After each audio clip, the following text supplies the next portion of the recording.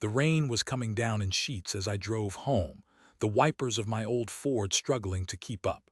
I'm Clancy, a mechanic, and after a long day wrestling with engines, all I wanted was a hot meal and the comfort of my wife, Juniper.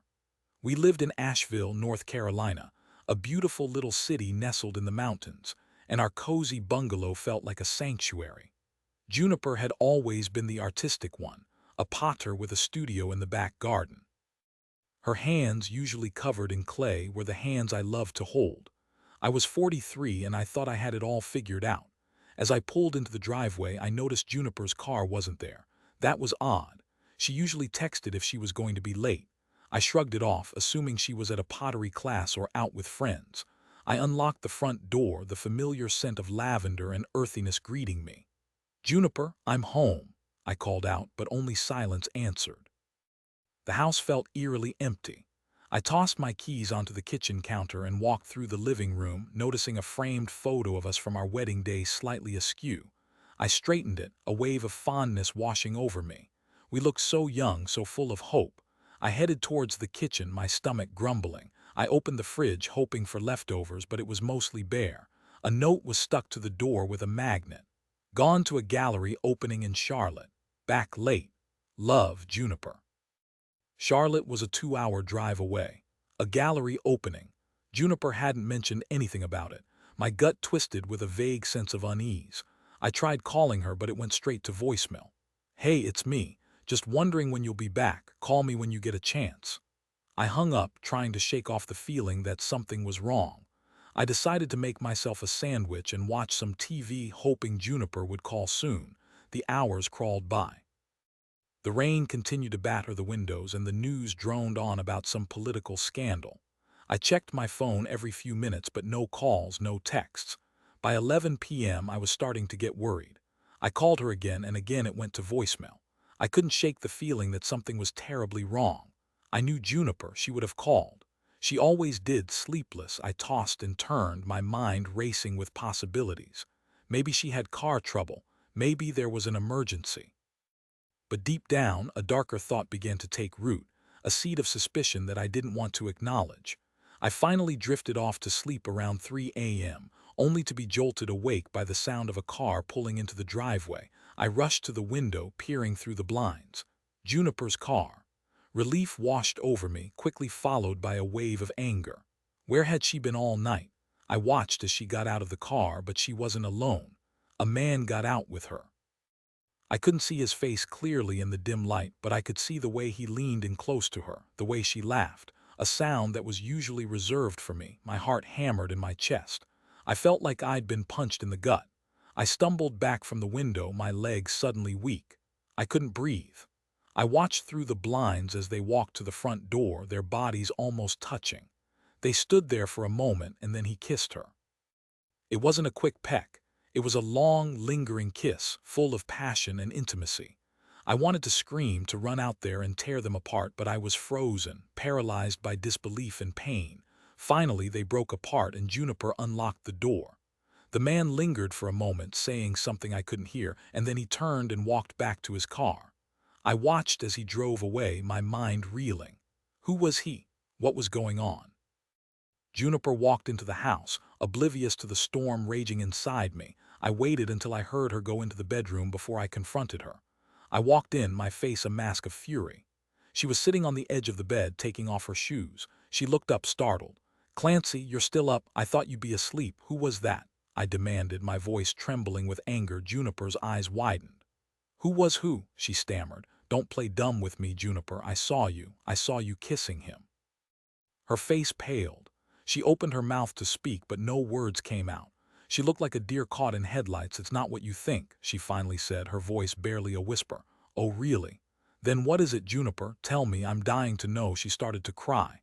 "It just happened. It was a mistake. A mistake. A mistake you made all the way in Charlotte. A mistake that kept you out all night." She didn't answer. She just sat there, sobbing. "Who is he, Juniper? Tell me his name." "It doesn't matter," she said, her voice muffled by tears. "It matters to me. I deserve to know who you've been betraying me with. His name is Theron. He's a sculptor I met at the gallery." "A sculptor, of course. Some pretentious artist who probably thought he was too good for me." I felt a surge of anger so intense that I thought I might explode. "How long has this been going on?" I asked, my voice dangerously low. She hesitated, avoiding my gaze. "A few weeks," she finally admitted. "A few weeks." Weeks of lies, weeks of sneaking around, weeks of betraying my trust. I felt like everything I thought I knew about Juniper, about our marriage, was a lie. "I can't believe you," I said, my voice cracking with emotion. "I gave you everything. I loved you more than anything in the world. How could you do this to me?" "I don't know," she sobbed. "I'm so sorry, Clancy. I didn't mean for it to happen. Sorry. Is that all you have to say? Sorry." I turned and walked out of the bedroom, slamming the door behind me. I needed to get out of the house to escape the suffocating weight of her betrayal. I drove aimlessly for hours, the rain still falling, the world outside a blur. I didn't know where I was going or what I was going to do. All I knew was that my life had been shattered and I didn't know how to pick up the pieces. In the days that followed, the truth slowly emerged. Theron wasn't just a sculptor. He was a notorious womanizer, a predator who preyed on vulnerable women. He had a string of broken hearts and shattered lives in his wake, and Juniper had become his latest victim. Or so she claimed. I couldn't bring myself to forgive her. The trust was gone, shattered beyond repair. We tried to talk, to work things out, but the pain was always there, a constant reminder of her betrayal. The house, once a sanctuary, now felt like a prison, filled with unspoken accusations and bitter resentment. One evening, I was going through Juniper's things, packing up her clothes and personal belongings. She had agreed to move out to give us both some space. I found a small velvet box hidden in the back of her closet. My heart skipped a beat. I opened it, and inside was a diamond ring, a ring I had never seen before. I recognized it instantly. It was a ring that Theron had been showing off at the gallery opening, a ring that he had claimed was a family heirloom, a ring that he had given to Juniper. I felt a cold rage wash over me. This wasn't just a mistake, it was a calculated act of betrayal. She had been planning this, dreaming of a life with him, while I was slaving away at the garage, trying to make ends meet. I confronted her with the ring, and she finally broke down, confessing everything. She had been seeing Theron for months, not weeks. She had been planning to leave me for him. The gallery opening was just a cover, a way to spend the night with him without raising suspicion. I filed for divorce the next day. I couldn't bear to be in the same room with her, to look at her without feeling a surge of anger and disgust. The divorce was messy and bitter, filled with accusations and recriminations. We sold the house, divided our assets, and went our separate ways. I tried to move on with my life, to forget about Juniper and Theron, but the pain lingered, a constant ache in my heart. I threw myself into my work, spending long hours at the garage, trying to numb the pain with grease and gasoline. One day, a woman came into the garage with a flat tire.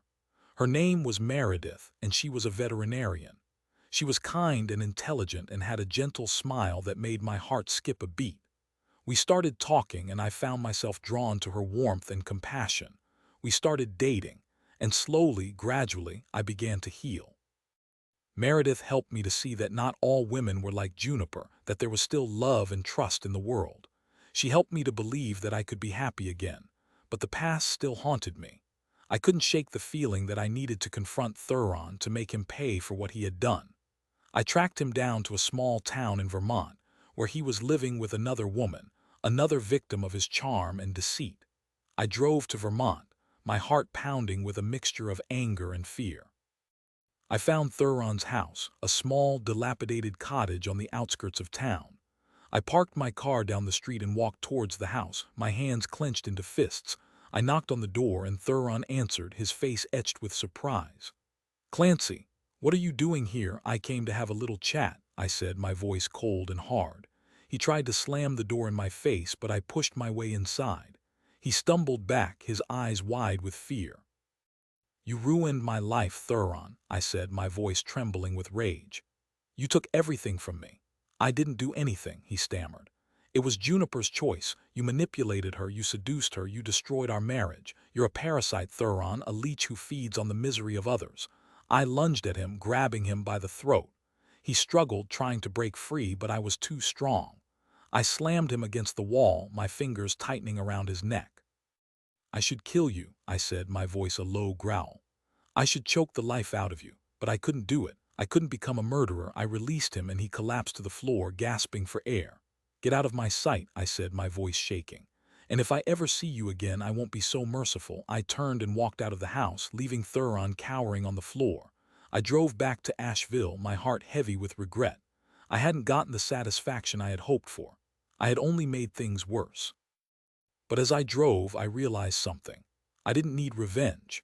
I didn't need to hurt Theron to heal my wounds. I had Meredith, I had my work, I had my life. I had everything I needed to be happy. I finally understood that the best revenge was to move on, to build a new life, to find happiness despite the pain. Juniper and Theron were in my past, and I was determined to leave them there. I returned to Asheville a changed man. I was still scarred, but I was also stronger, wiser, and more resilient. I had learned a valuable lesson about love, loss, and the power of forgiveness, and I was ready to embrace the future with Meredith by my side. The rain had stopped and the sun was shining. As I drove into my driveway, I saw Meredith waiting for me, her face radiant with love. I smiled, and for the first time in a long time, I felt a sense of peace. The storm had passed, and the sun was finally shining on my life again. This story is about betrayal, heartbreak, and the long road to healing. Clancy's world is shattered when he discovers his wife's affair with a manipulative sculptor. From the initial shock to the messy divorce, Clancy grapples with anger, resentment, and a desire for revenge.